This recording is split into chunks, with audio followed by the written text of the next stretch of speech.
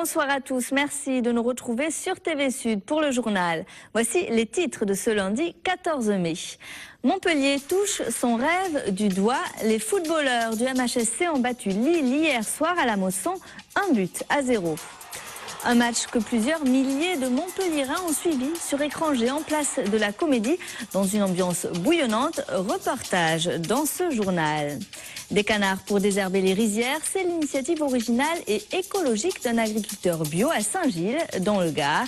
Et puis, en fin d'édition, on ira faire un tour du côté de l'Arena Montpellier, où des centaines de fans attendent avec impatience le coup d'envoi de la tournée de Johnny Hallyday.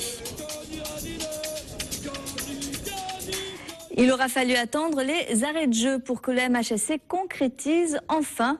Après une première mi-temps marquée par plusieurs occasions manquées, l'attaque montpelliéraine porte enfin à la 94e minute. Olivier Giroud effectue une passe décisive pour Karim Aitfana qui marque. Explosion de joie des joueurs sur la pelouse et dans les tribunes aussi, chez les quelques 30 000 spectateurs qui ont porté leur équipe pendant plus de 90 minutes. Montpellier n'est plus qu'à un match du titre de champion de France.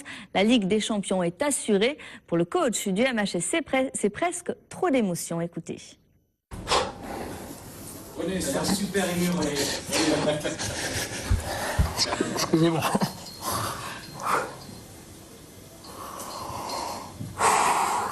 Putain. Tu t'attendais pas à ça? Non, pas tout à fait, non. Pas tout à fait. Mais c'est...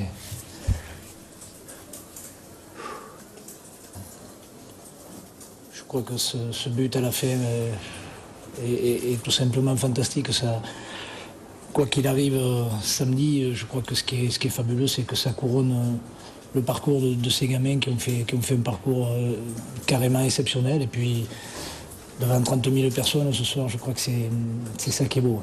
Parce que ça ne viendra pas. Et puis sur le chevauché extraordinaire d'Olivier, c'est... J'ai vu qu'il y en a qui disaient qu'il n'avait pas marqué ces derniers temps, mais ce qu'il a fait ce soir aussi encore, c'est tout simplement fabuleux. C'est vrai que c'est pas fini, mais déjà là où on est, je crois d'avoir la qualification d'office pour la Champions League, c'est énorme, mais comme dit Jean-Mi si bien, il va falloir se remettre au travail à tous les niveaux pour préparer samedi et pour préparer la saison prochaine. Alors je vais essayer d'être très très poli. Ça me fait énormément plaisir. Parce que je sais ce soir au moins que je ne ferai pas les barrages. Et ça c'est quelque chose de grandiose pour un club comme le nôtre. À un moment donné, j'ai bien cru qu'ils allaient nous en planter un. Puis bon, ben... on a la chance peut-être du futur champion. Peut-être. Maintenant, on a fait la fête comme si on l'était. Hein.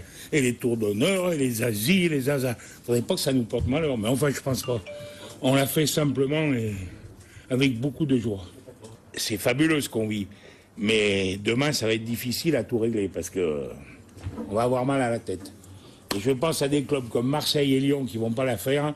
Ben, ça doit être dur au point de vue pépette. Moi, je vous le dis. Parce que c'est pas de la rigolade. Hein. Et ce soir, l'Union nationale des footballeurs professionnels devrait remettre le trophée du meilleur espoir à Younes Belhanda. Celui du meilleur entraîneur pourrait revenir à René Girard. Et sur la place de la Comédie, ils étaient près de 10 000 à suivre ce match Montpellier-Lille sur écran géant. Beaucoup de ferveur pour cette rencontre cruciale et la liesse lorsque Montpellier concrétise enfin. Reportage Mario Bazac.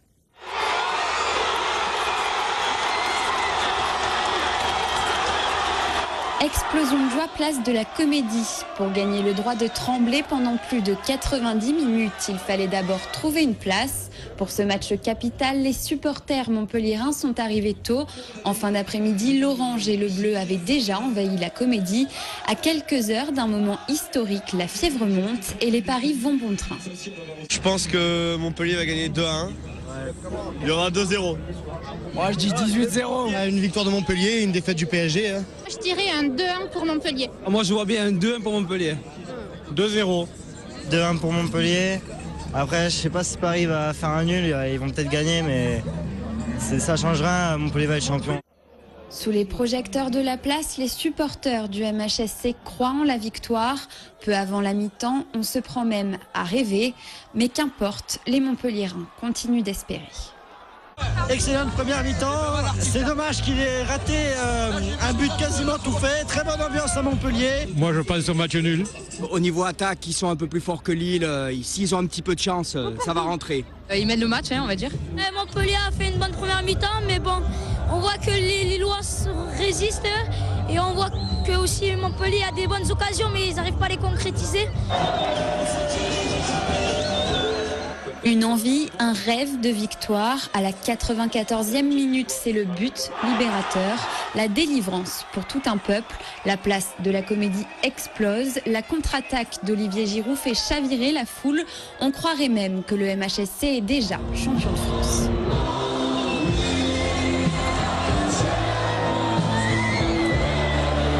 On n'y croyait vraiment plus. Et là, à la fin, de revenir comme ça, franchement, on y croit de plus en plus aux champions de France et ils vont y être champions de France. Monstrueux, on marque à la dernière minute et c'est le mieux pour le suspense. J'y crois, j'y ai cru. Et je savais qu'on allait gagner. Je savais. On est content ce soir. On a gagné à la dernière minute. Mais bon, l'essentiel, c'est qu'on ait gagné. Franchement, on est très contents. On s'y attendait plus. Et puis, la surprise. Et les dernières secondes, le but, c'était incroyable. L'ambiance, c'était magique. Ils étaient plusieurs milliers ce dimanche. Les supporters montpelliérains se sont déjà donné rendez-vous le week-end prochain. Même heure, même endroit. Un second écran géant devrait être installé près du bassin Jacques-Cœur. Et Montpellier qui va donc jouer son dernier match de la saison à Auxerre dimanche, match à voir sur écran géant place de la Comédie et près du bassin Jacques-Cœur, quartier Port-Marianne. En cas de victoire ou de match nul, Montpellier sera donc sacré champion de France. En revanche, le titre peut encore échapper aux footballeurs montpelliérains s'ils perdent en Bourgogne et que Paris s'impose à Lorient. La Coupe de France, elle, ne reviendra pas aux filles du MHSC. Les footballeuses montpelliéraines se sont inclinées en finale face à Lyon. C'était hier après-midi, 1-2. Il y avait beaucoup de foot ce week-end, mais aussi du rugby et du handball. Des matchs à fort enjeu pour les clubs de la région. Résumé de ce week-end sportif, Jean Brun. Cela sent bon pour Montpellier, mais aussi pour les crocodiles nîmois, vainqueurs à Créteil sur le score de 2-0. 2 buts inscrits par Koné et Ben Yaya. Encore 2 rencontres et Nîmes pourrait revenir en Ligue 2. Cela passe par une victoire au Costières vendredi face au Poiré-sur-Vie. Battu samedi à Toulouse sur le score honorable de 20-13, les coéquipiers de Ouedraogo empochent le point de bonus défensif. Ce ne sera pas suffisant pour obtenir le droit de jouer à domicile. C'est donc à Castres dans 15 jours que le MHR devra aller arracher sa place pour les demi-finales, avec une grosse pensée pour Éric Béchu, entraîneur du MHR avec Fabien Galtier. Enfin, l'USAM s'est incliné 26-27 ce week-end face à Paris, l'autre relégable. Une très mauvaise opération pour les Gardois qui ne sont plus maîtres de leur destin, même s'ils remportent les 2 derniers matchs de la saison.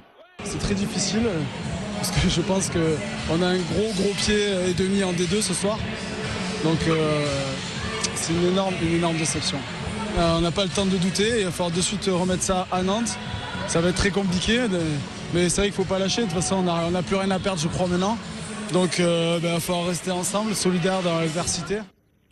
En bref, cette saisie de hashish vendredi à Montpellier, c'est dans le coffre d'une grosse cylindrée chemin de Moulares que le SRPJ a trouvé 210 kilos de résine de cannabis. Le GOFAS provenait d'Espagne. La drogue était sans doute destinée au marché montpelliérain. 3 personnes ont été placées en garde à vue. La 3e édition des Journées méditerranéennes des saveurs se tiendra à Nîmes sur l'esplanade Charles de Gaulle du 7 au 10 juin prochain. Une opération de promotion des productions locales menée par l'agglomération de Nîmes. Et ce matin, Nîmes Métropole renouvelait sa convention avec les agriculteurs et éleveurs du Gard. Objectif, aider à valoriser les produits typiques du département comme le riz, le taureau, le vin ou encore l'olive. Les oléiculteurs dont les productions ont particulièrement souffert cette année. Écoutez. Cette convention, elle a augmenté d'un tiers, de 5 000 € par rapport à l'année dernière, pour tenir compte des problèmes climatiques, et elle nous aide à faire la promotion, la communication sur les produits, et à continuer à faire la mise en marché dans les grandes surfaces locales de ces produits AOP, huile et olives de Nîmes, sous la marque syndicale, puisqu'on a une petite société de commercialisation qui s'occupe de cela. Et donc c'est le retour que l'on peut faire à l'agglo sur ces produits. Chaque fois que quelqu'un trouve le produit estampillé avec Nîmes, ça permet aux consommateurs de voir que Nîmes, c'est pas uniquement la Feria, c'est pas uniquement la Maison Carrée et les vestiges romains, c'est pas uniquement le Costière qui est un très bon vin, c'est aussi l'huile et l'olive. Et donc tout cela contribue à la notoriété et à une image forte de Nîmes. Et dans les rizières, la saison des semis bat son plein depuis le début du mois.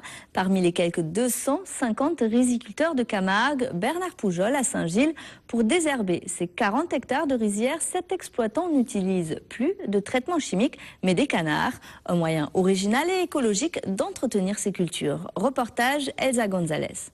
Là, nous sommes en train de semer le riz. Cela fait déjà une semaine que Bernard Poujol, riziculteur à Saint-Gilles, plante le semis sur ses 40 hectares.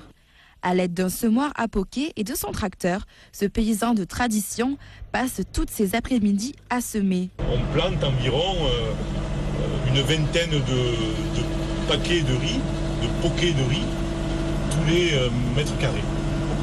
Et dans chaque poquet de riz, on a environ 4 ou 5 plants de riz. Mais outre ces 7 parcelles agricoles, Bernard Poujol s'occupe d'environ 1400 mulards. Des canards qui lui serviront à désherber ses rizières. Une technique tout droit importée du Japon. C'est une technique innovante, c'est une chose, mais qui n'est absolument, qui, à l'état actuel des choses, n'est qu'à l'état d'expérimentation.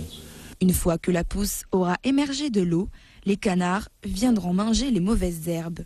2 ans déjà qu'il utilise cette technique 100% biologique. Et on a un devoir de transmission aussi. Puisque la terre qu'on cultive aujourd'hui, d'autres l'ont cultivée avant nous, d'autres la cultiveront après nous.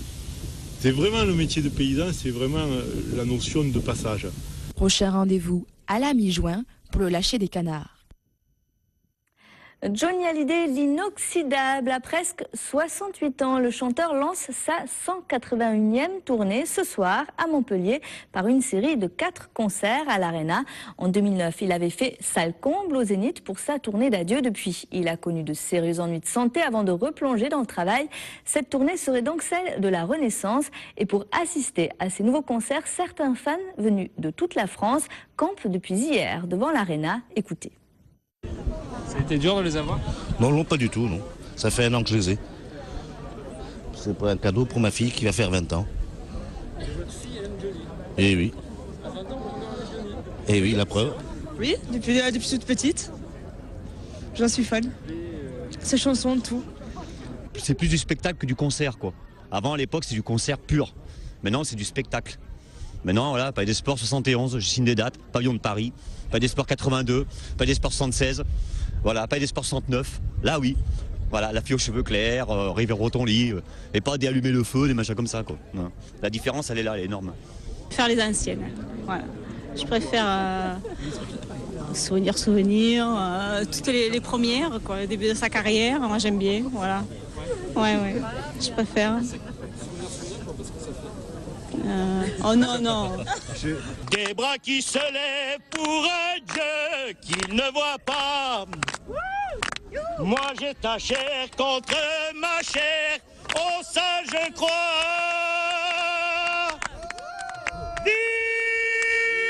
Vivre pour les meilleurs.